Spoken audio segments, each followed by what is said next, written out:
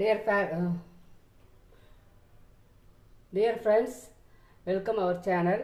நம்ம இன்னைக்கு என்ன பார்க்க போறோம்னாக்கா ரெடிமேட்ல அடை செய்வாங்க. அடை மாவு எப்படி ரெடிமேட் அடை மாவு எப்படி ரெடி பண்ண போறோம் அப்படின்னு சொல்லிட்டு பார்க்குறோம்.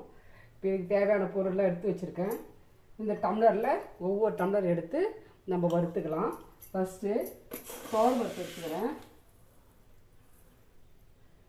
இதில் ஒரு டம்ளர் துவரம் பருப்பு இதை வறுத்துக்கலாம்.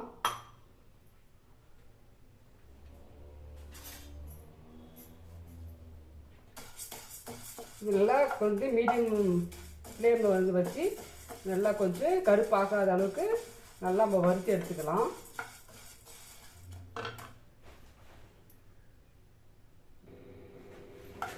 இப்போ பாருங்கள், நல்லா ப்ரௌன் கலர் நல்லா வந்துச்சு பாருங்கள். இது பாருங்கள், நல்லா கலர் பாருங்கள், நல்ல கலர் மாறிடுச்சு. இந்த அளவுக்கு வறுத்து எடுத்துனா போதும். நல்லா வாசனை வருது பாருங்கள். இல்லை எதுவுமே ஒன்று கூட கருகிற பாருங்கள். நல்லா இதை எடுத்து கொட்டிக்கலாம். அதுக்கடுத்து உளுத்தம் பருப்பு இதிலே டம்ளரில் ஒரு டம்ளர் உளுத்தம் பருப்பு இதே போல் வறுத்து எடுத்துக்கலாம்.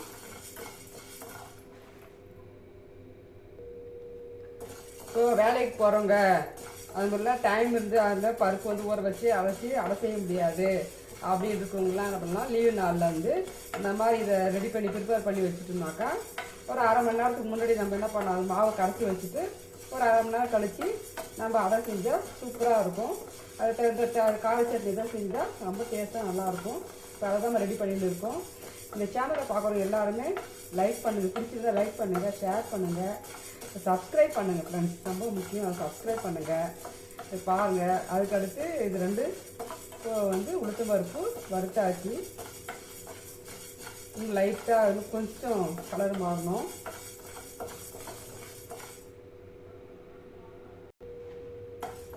இப்போ பாருங்கள், நல்லா வறுபட்டுருச்சு பாருங்கள். வறுக்கிறது தான் ரொம்ப முக்கியம். ரொம்ப மீடியம் ஃப்ளேமில் வச்சு பாருங்கள், கருப்பு இல்லாத கரெக்டாக துவரம் பருப்பு எப்படி வறுக்கணும் அதே போல் இந்த உளுத்தம் பருப்பும் வறுத்துட்டு நல்லா வாசனை வருது பாருங்கள். இதில் கொட்டிக்கலாம். மறுபடியும் அதே டம்ளரில் கடலைப்பருப்பு ஒரு டம்ளர் எடுத்துக்கலாம்.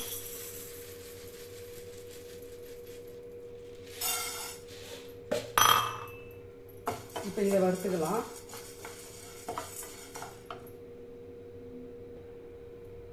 இப்போ கடலைப்பருப்பு நல்லா வறுபட்டு வச்சு பாருங்கள்.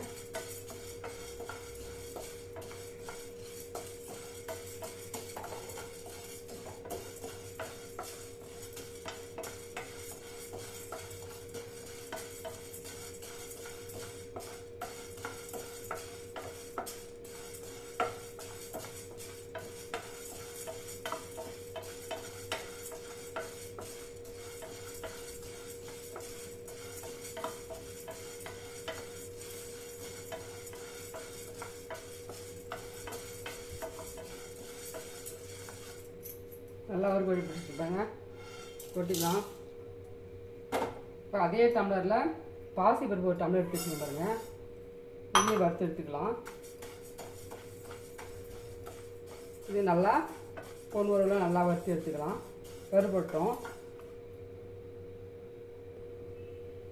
இப்போ பாருங்கள், பாசி பயிரும் நல்லா வறுத்துட்டோம். பாருங்கள், ப்ரௌன் கலராக வந்துச்சு பாருங்க.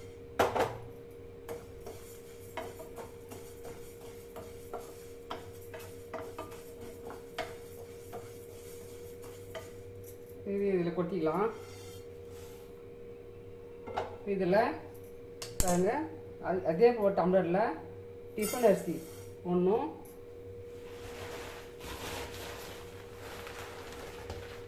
பச்சரிசி ஒரு டம்ளர், பச்சரிசியும் டிஃபன் அரிசி ஒரு டம்ளர். இது வந்து நல்லா வறுக்கக்கூடாதுங்க, சும்மா லைட்டாக வறுத்தா போதும். ஏன்னா அது பொரி மாவு மாதிரி ஆகிடும். அதனால் அது பொரி மாவு அளவுக்கு வரக்கூடாது, சும்மா லைட்டாக வறுத்தா போதும். கொஞ்சம் சூடியாருன்னா சரி. இந்த அரிசி இப்படி சூடியாருன்னா சரி, பிடிச்சி பார்க்க சூடியாருன்னா போதும். ஃபுல்லாலாம் நம்ம நல்லா வறுக்கக்கூடாது. ஸோ வேறு மாதிரி ஆகிடும் அது.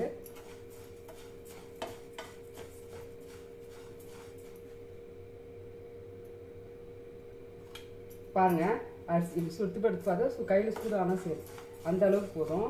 அதையும் எடுத்துக்கலாம்.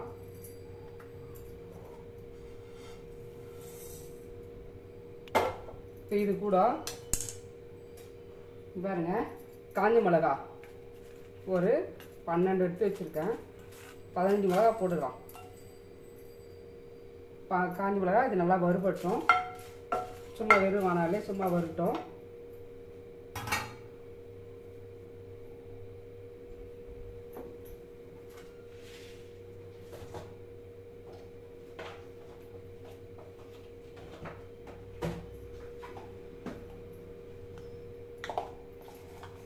இன்னும் கூட ஒரு 4 மிளகா சேர்த்துக்கலாம்.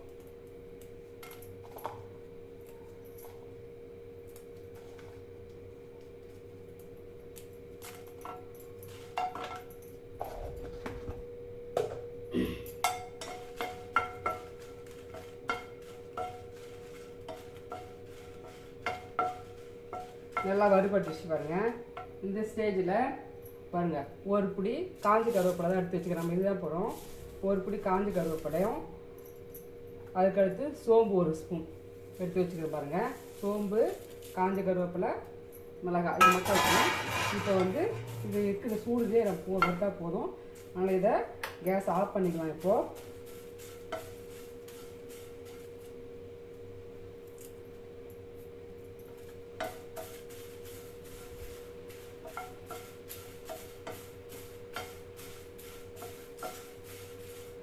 நல்லா வாசனை வருது பாருங்க.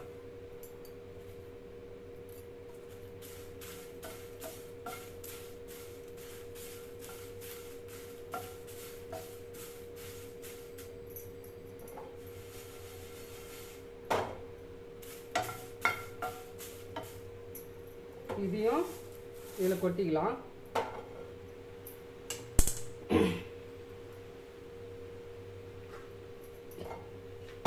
இப்போ பாருங்கள் எல்லாம் வறுத்தாச்சு. இதுக்கு தேவையான அளவு உப்பு போட்டுக்கலாம். இங்கே பாருங்கள், இதுக்கு உங்களுக்கு உப்பு தேவைப்படும். உங்களுக்கு தேவையான உப்பு போட்டுக்கலாம். இந்த சூட்லேயே வறுத்து விட்டால் அந்த ஈரம் போயிடும். அதுக்கடுத்து ஒரு பெருங்காயம் எடுத்து வச்சுருக்கேன் பாருங்கள். பெருங்காயம் போட்டுக்கலாம். இது நல்லா ஆறட்டும். நல்லா ஆறின பிறகு அரைச்சிட்டு வந்து நம்ம தோசை ஊற்றலாம். இங்கே பாருங்கள் ஆறிடுச்சு. இது போட்டு மிக்ஸியில் போட்டு நம்ம எல்லாத்தையும் அரைச்சி எடுத்துகிட்டு வந்துடலாம். இங்கே பாருங்கள், இந்த அளவுக்கு லைட்டாக கொஞ்சமாக நொய் இருந்தால் சரி. கொஞ்சம் லைட்டாக ரொம்ப நைஸாக இருக்கக்கூடாது. கொஞ்சம் தான் இதே போல் எல்லாத்தையும் அரைச்சி எடுத்துகிட்டு வந்துடலாம். பாங்க எல்லாத்தையும் நம்ம எல்லாத்தையும் பொடியை அரைச்சி எடுத்துகிட்டு வந்துட்டோம். ஒரு எல்லாம் மிக்ஸ் பண்ணிக்கலாம். பாருங்கள் எப்படி இதில் நம்ம ஒரே ஒரு கரண்டி மாவை எடுத்து கரைச்சி தோசை ஊற்ற போகிறோம்.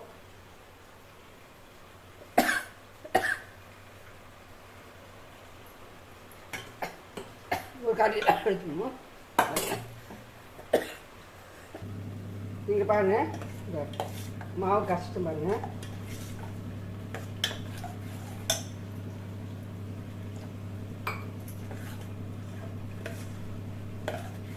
மாவு கட்டணும். இது ஒரு அரை மணி நேரம் ஊறிட்டு மூடி வைக்கலாம். ஒரு அரை மணி நேரம் ஊறின பிறகு நம்ம தோசை வரும் தட்டு போட்டு மூடி வச்சுக்கலாம்.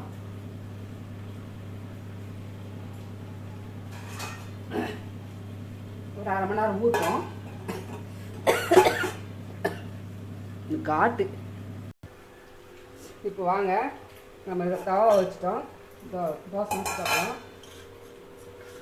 அரை மணி நேரம் ஆயிடுச்சு, ஊறிச்சு பாருங்கள்.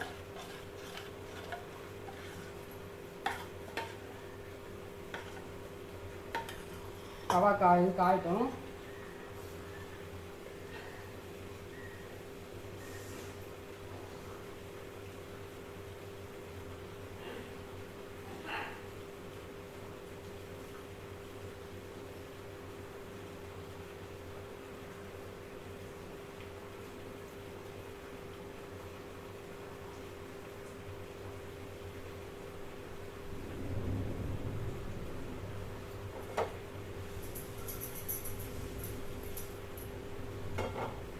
நல்லா காஞ்சிச்சு.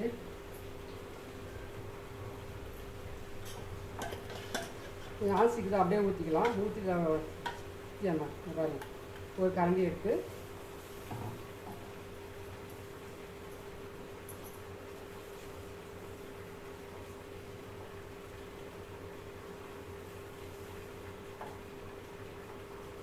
சின்னதாக ஊற்றலாம்.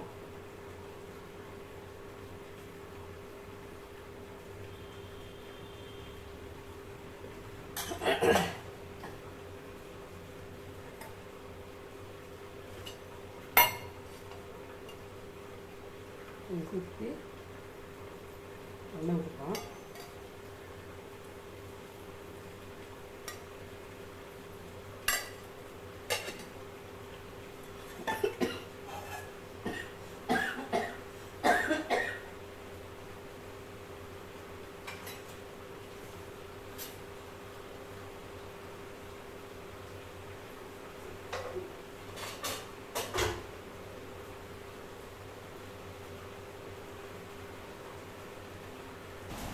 இங்கே பார் ஃப்ரெண்ட்ஸ், நல்லா மழை பெய்யுது.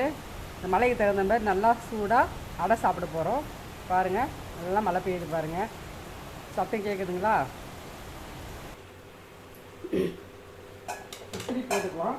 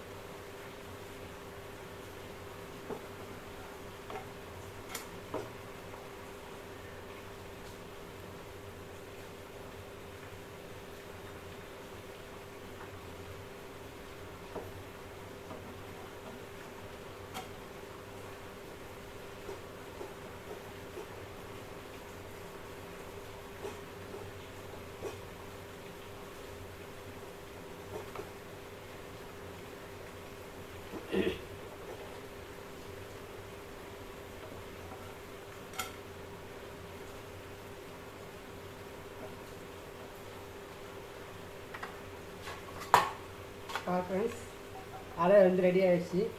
சாப்பிட்டு பார்க்கலாம்.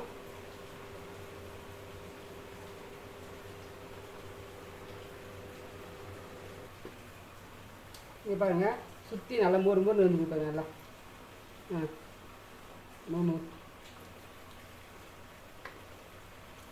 சூப்பராக இருக்குது ஃப்ரெண்ட்ஸ்.